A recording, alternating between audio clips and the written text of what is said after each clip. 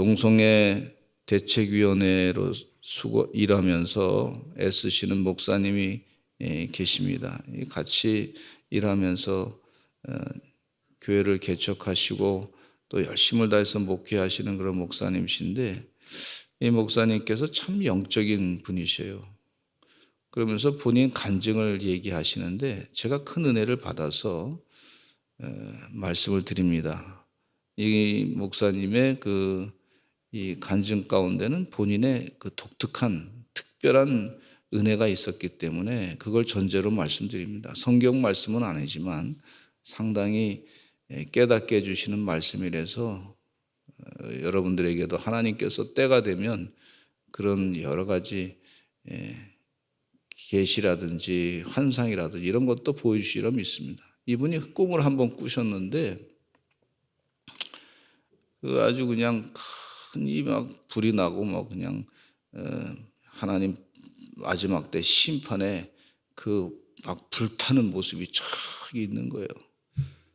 근데 교회 안에 성도들은 거기 이렇게 다 있어서 그분들은 이 불타는 세상 가운데서 보호를 받고 있는 거예요.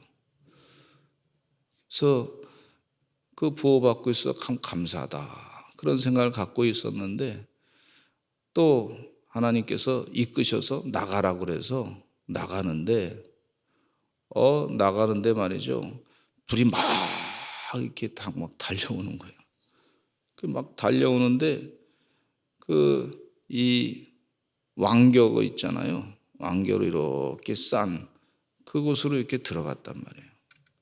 들어갔는데 그 성도들은 거기서 다 안전하게 바깥에 막 불타고 그러는데 그 성도님들 한 20명 정도 되시는 그 성도님들이 그쪽으로 다 들어가서 안전하게 됐다는 거예요.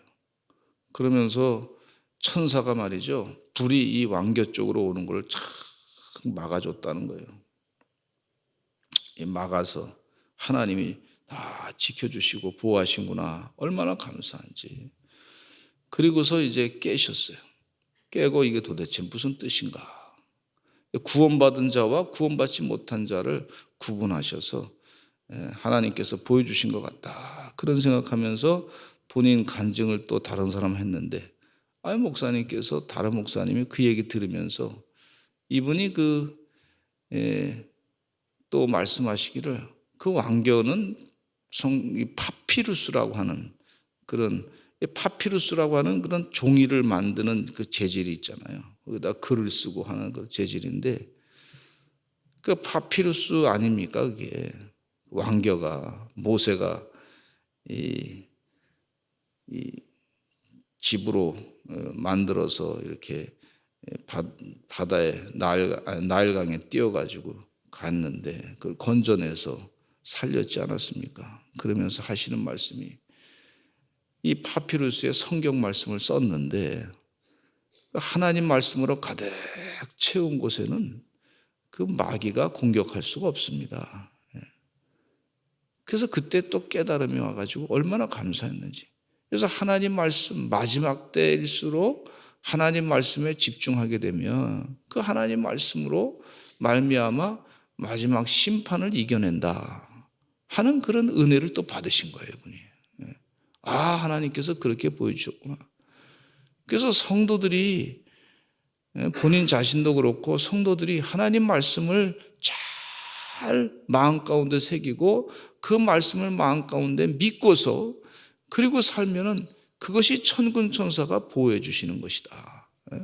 이 마지막 말세 때 지켜주시는 것이구나. 그 은혜를 받았어요. 주의 은혜 가운데 노아가 그 가족들이 말이죠, 방주에서 살 수 있었던 것은요, 하나님의 말씀을 들었기 때문이에요. 다른 사람들은 다 물에 의해서 죽었게 나갔지만 하나님 말씀을 듣고 그 말씀을 믿고서 살았기 때문에 방주를 지어서 그래서 구원을 받았던 걸 볼 수가 있어요. 우리가 이때 이 세상에 이제 사는데 말세를 지금 살고 있습니다. 종말을 살고 있는데 이 종말의 때 하나님 말씀이 얼마나 중요한지를 말씀해 주는 그런 깨우침이었어요. 우리 성도님들 마음 가운데 하나님의 말씀을 두시고 사시기를 간절히 축원합니다. 그렇게 사시려고 새벽 기도에 깨어서 나오신 줄로 믿습니다.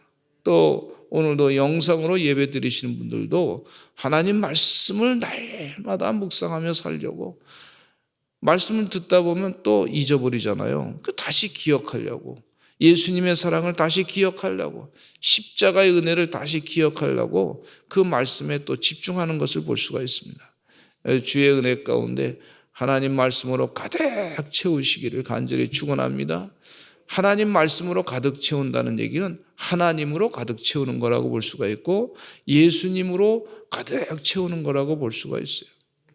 오늘 주의 은혜 가운데 그래서 예수님으로 가득 채우셔서 늘 영적인 열매를 맺으시는 주의 종들이 되셔야 될 줄로 믿습니다. 여기 예수님께서 12절로부터 14절까지 말씀해 보니까 예수님께서 시장하게 되셨어요. 멀리서 잎사귀 있는 한 무화과 나무를 봤습니다. 그 무화과 나무에 무엇이 있을까 해서 예수님이 가셨습니다. 가서 봤는데 잎사귀 외에 아무것도 없게 됐어요.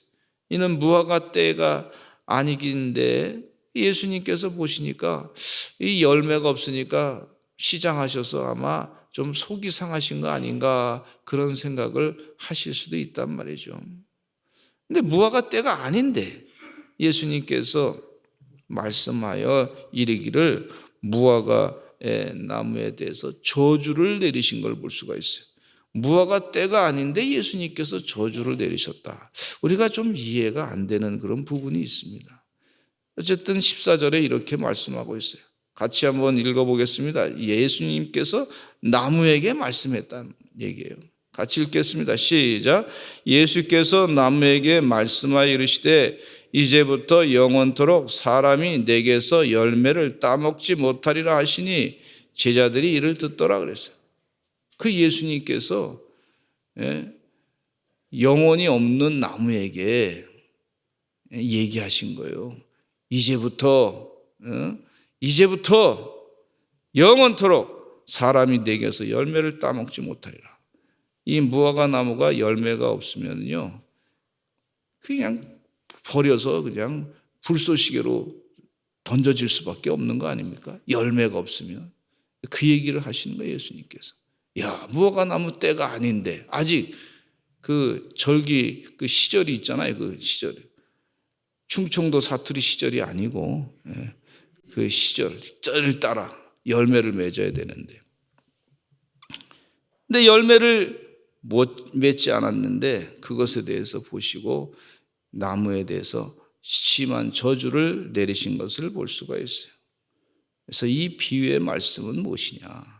예수님께서 그렇게 하신 것은 이 세상 종교 지도자들 겉은 무성하게 화려하게 치장하고 겉은 오랫동안 그곳에서 있었지만 속은 바뀌지 않는 그 치장하고 그런 모습, 그러나 열매가 없는 모습, 열매가 없는 것에 대해서 예수님께서 지적하신 것을 볼 수가 있어요. 주의 은혜 가운데 사랑하는 성도님들, 열매를 많이 늘 맺으시기를 간절히 축원합니다. 내 삶 가운데 영적인 열매를 늘 맺으시는 하나님의 종들이 되시기를 간절히 축원합니다. 그래서 기도하실 때 하나님 열매를 맺고 주의 뜻대로 살게 해주세요. 그렇게 늘 기도하시기를 바랍니다. 우리 힘으로 열매 맺기가 어렵잖아요. 주님이 도와주셔야 되잖아요. 하나님, 내 힘으로 할 수 없습니다.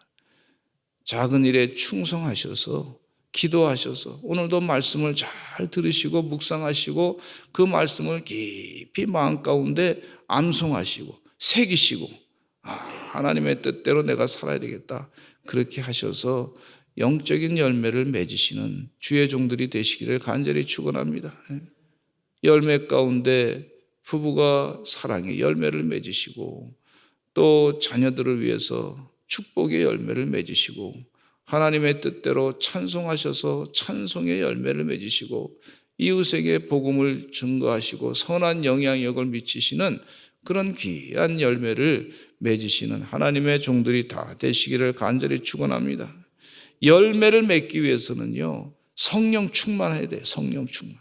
성령 충만은요, 그 배에서 생수의 강이 흘러 넘치리라 이렇게 말씀해 주고 있어요. 따라서 하시죠. 성령 충만.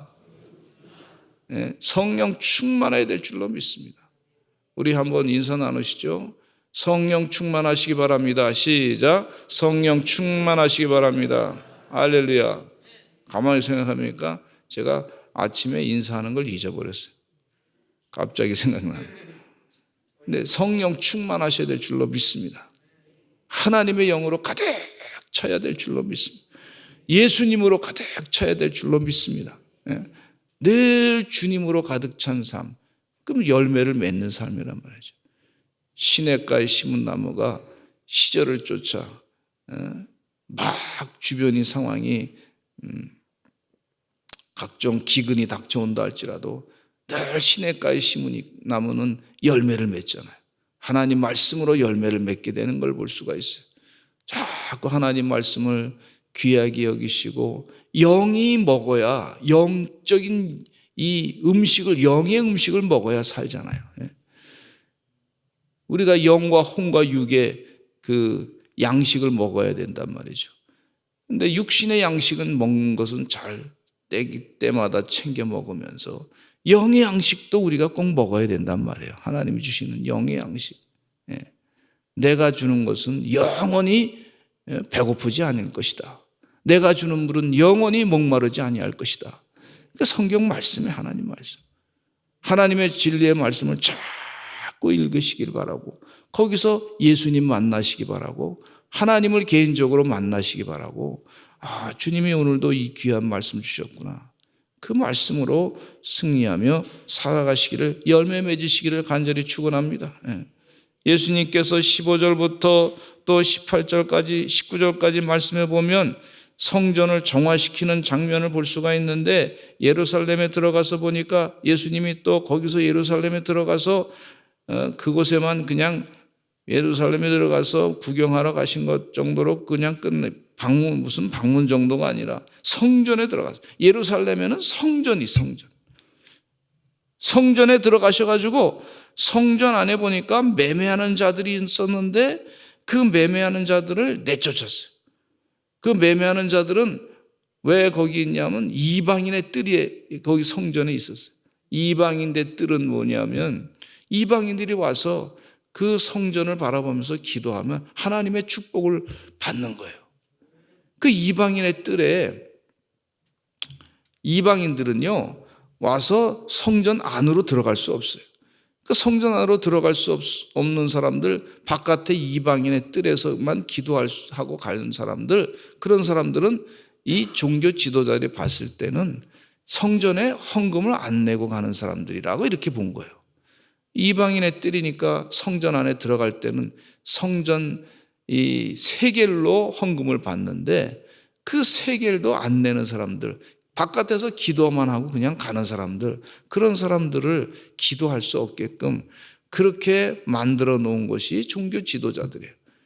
돈을 많이 벌어야 되겠다 이런 생각을 가진 거죠. 비둘기 파는 사람들, 이 제사를 지내기 위해서 비둘기 파는 사람들, 멀리서 오는 사람들에게 그 환전을 세겔로 바꿔주면서 거기서 이득을 취하는 그런 사람들을 보면서, 그러면서 예수님께서 그걸 다 뒤집어 엎으시고 하시는 말씀이에요. 이런 말씀을 하고 계세요.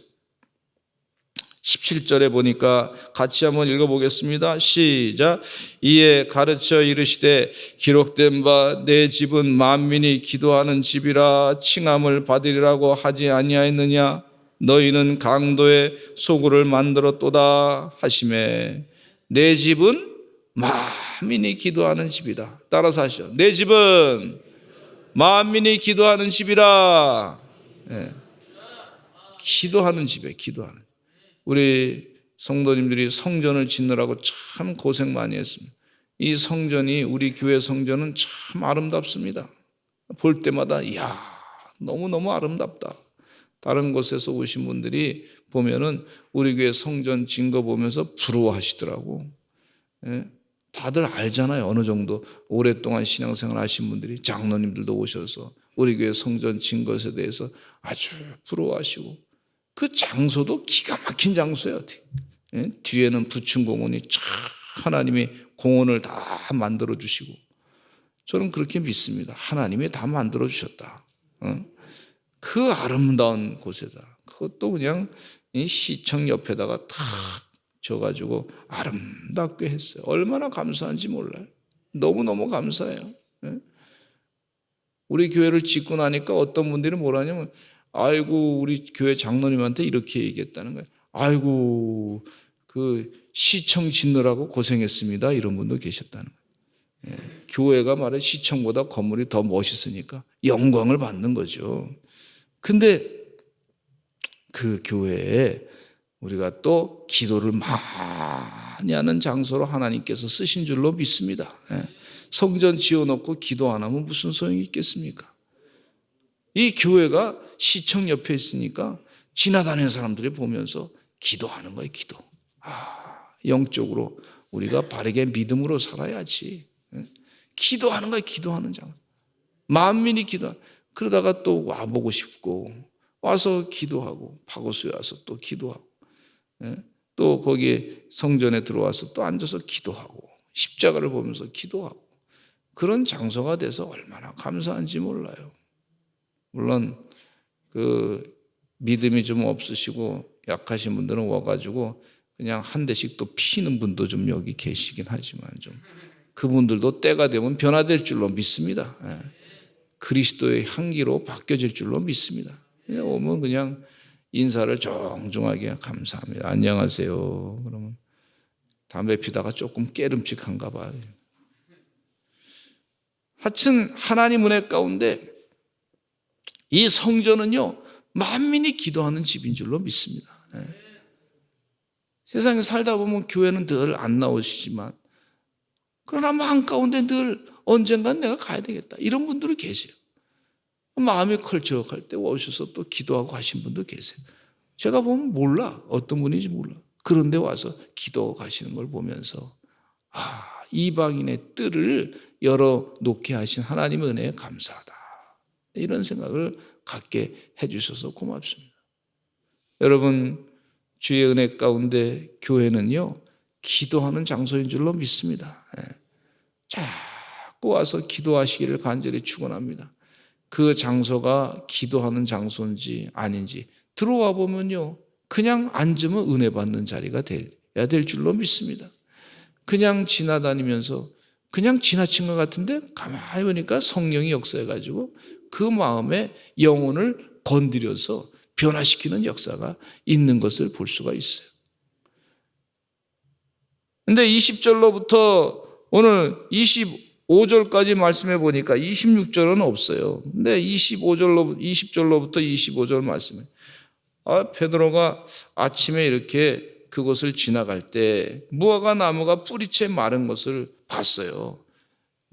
그래서 예수님에게 물었습니다. 생각이 나가지고 예수님 랍비여 보소서 저주하신 무화과 나무가 말랐습니다. 무화과 나무가 예수님이 저주하니까 뭐 견딜 수 있습니까? 그것도 하루 사이에 뿌리째 싹 바싹 말라가지고 그냥 죽어버린 거예요. 그럼 열매를 맺을 수 못하고 그거는 불쏘시개에 들어가는 겁니다. 그러니까 예수님께서 그 베드로의 말씀에 대해서 제가 이 말씀을 보면서 예수님의 답변이 조금 엉뚱한 답변인가 이런 생각을 갖게 됐어요. 예수님이 저주하신 무화과 나무가 말랐습니다. 그런데 그러면 말랐으면 그거 열매가 없어 그래.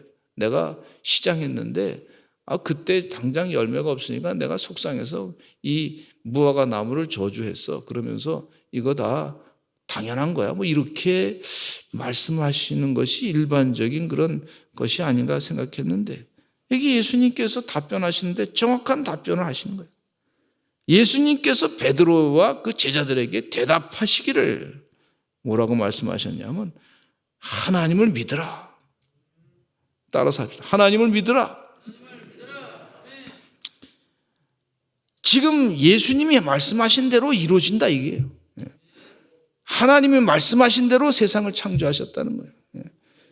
여러분, 무화과 나무가 예수님 시장하실 때 때가 안 됐는데 그 열매를, 이 무화과 나무가 열매를 찾아보려고 했는데 없었단 말이에요. 그러니까 예수님께서 그 무화과 나무, 예수님이 어떤 분이냐면 천지 만물을 창조하신 분이야. 창조하신 분께서 말씀하시기를 이 무화과 나무한테 앞으로 영원히 너에게 열매를 먹지 못할 것이다 하면서 저주를 하셨으니까 그 죽을 수밖에 없죠. 그런데 반대로 예수님 말씀하신 것을 한번 반대로 생각해 보면 이 무화과 나무가 열매가 내일 있으라 이렇게 하셨다 그러면 아마 열매가 또 있으셨으리라 생각합니다. 그러니까 지금 이 말씀 가운데 우리가 깨닫는 것은 주님 말씀하시는 것은 반드시 이루어진다는 거예요. 근데 우리가 늘 영적으로 바르게 열매를 맺기 위해서 겉만 무성하게 그렇게 사는 자가 되지 말고 진정 열매를 맺는 그런 존재가 되어야 된다는 거예요.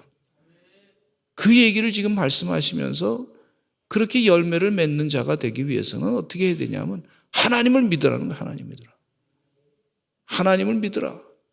근데 하나님을 어떻게 믿냐면 하나님이 하십니다. 사람으로는 할 수 없으되 하나님은 다 이루십니다. 믿을 수 없는 중에 하나님을 믿는 거예요. 바랄 수 없는 중에 하나님을 바라는 거예요. 지금 그 얘기를 지금 예수님께서 하시는 거예요. 의심하지 않고 하나님을 믿으라. 그러면서 23절에 내가 진실로 너희에게 이르노니 누구든지 이 산더러 들려 바다에 던져지라 하며 그 말하는 것이 이루어질 줄로 믿고 마음에 의심하지 아니하면 그대로 되리라. 이렇게 이 믿음의 상태에 대해서 지금 말씀하는 거예요. 이 산더러 들려 바다에 던져지라 하면 그러면 그 말하는 것이 이루어질 줄로 믿고 마음에 의심하지 아니하면 그대로 될 것이다. 이렇게 말씀. 이 말씀을 보면서 하나님을 믿는 자의 자세가 무엇이냐면 지금 이 산이 무생물 아닙니까? 그냥 피조물 아니에요. 그 피조물에게 명령하면 이것이 바다에 던져져서 그래서 그 말하는 것이 이루어질 줄로 믿어라 이러는 거예요. 우리 힘으로 할 수 없지만 믿음을 가지고 하나님이 하실 줄로 믿습니다. 그러면 믿음은 다 이루어진다는 거예요. 그걸 믿느냐 말이지. 지금 이 예수님께서 이 무화과 나무 사건을 보면서 우리의 믿음 없음을 말씀해 주시고 믿음에 대해서 확신을 주시는 걸 볼 수가 있어요. 주님이 함께 하시면 됩니다. 주님이 역사하시면 일합니다. 저 해미에 말이죠. 공군 비행장이 들어서면서 그곳에 말이죠. 산들이 여러 개 있었는데 그냥 산들이 그냥 다 바닷가로 그냥 다 들어갔어요. 그 땅을 메웠어요. 공군 비행장이 쫙 생겼어요. 사람도 그렇게 할 수 있는데 하나님이 한순간에 할 수 있다는 거예요. 할렐루야. 믿느냐 그걸 믿느냐. 또 24절에 그러므로 내가 너에게 말하노니 무엇이든지 기도하고 구하는 것은 받은 줄로 믿으라. 그리하면 너에게 되리라. 이 믿음에 대해서 예수님께서 계속 강조하시면서 말씀하시고 하나님을 믿으라. 마음에 의심하지 아니하면 그대로 되리라. 무엇이든지 기도하고 구하는 것은 받은 줄로 믿으라. 그리하면 너에게 그대로 되리라. 그러면서 25절에 아주 중요한 또 메시지를 하시는 기도할 때 아무에게나 혐의가 있거든 용서하라. 용서하면 그러면 하늘에 계신 너희 아버지께서도 너희 허물을 사해 주실 것이다. 우리 허물도 사해 주실 것이다. 이렇게 기도로 용서를 구하고 하면은 사해 주실 것이다. 다른 사람도 사해 주실 것이다. 이 말씀을 가지고 설교를 많이 할 수 있어요. 여러 가지를 많이 낼 수 있는데 지금 오늘 다 말할 수 없지만 그러나 하나님께서 우리에게 오늘 말씀을 통해서 깨닫게 해주시는 것은요 믿음을 갖고 살라는 거예요. 믿음을 갖고 하나님을 믿으라. 세상에 아무리 요동치고 뭐 세상에 각종 쓸데없는 소리가 들려도 하나님을 믿으라. 하나님 말씀을 믿으라. 이 파피루스 왕골 같은 곳에 있었던 그 목사님과 그 성도들처럼 천사가 탁 불을 막아주는 것처럼 하나님 말씀 안에 거하면 그러면 이 모든 위기를 극복하게 해주신다. 하나님의 마지막 때 심판을 에서부터 건져주신다. 믿음과 같이 하나님을 믿고 사시는 주의 종들이 되시기를 간절히 축원합니다. 그래서 하나님 말씀 안에서 세상이 줄 수 없는 평안을 누리고 살아야 돼요. 하나님 믿고 사시라고 그렇게 오늘 말씀해 주고 있어요. 주의 은혜 가운데 어렵고 힘들 때일수록 하나님을 더 의지하시고 주님께 의지하시고 말씀을 말이죠. 박창하 장로님이란 분은 이분은 그 아버지 학교의 장로님이시죠. 이 장로님께서 간증을 하시기를 벌써 20년 전에 그 말씀 한번 말씀하신 것 같아요. 제가 듣기가 그래요. 그러니까 한 33년 위암이 간암이 걸리셨는데 하나님께 간절히 기도했더니 하나님께서 우리 목사님을 통해서 시편 118편 17절 말씀을 통해서 너는 죽지 않고 살아서 하나님이 하신 일을 전할 것이다. 그 말씀을 주신 거예요. 그냥 그 말씀 붙잡고 기도했더니 말이죠. 암이 다 사라졌어요. 말씀에 능력이 있습니다. 우리 다 같이 주여 많이 하시고 통성으로 기도하시기를 간절히 축원합니다. 하나님께서는 말씀을 가지고 세미한 음성으로 우리를 인격적으로 만나기를 원하세요. 내가 말한 걸 너희가 믿느냐? 그 믿음을 가지시고 하나님을 믿어야 될 줄로 믿습니다. 그걸 물어보고 있어요. 주의 은혜 가운데 믿음으로 승리하시는 주의 종들 되시기를 간절히 축원합니다. 주여 많이 하시고 기도하겠습니다. 주여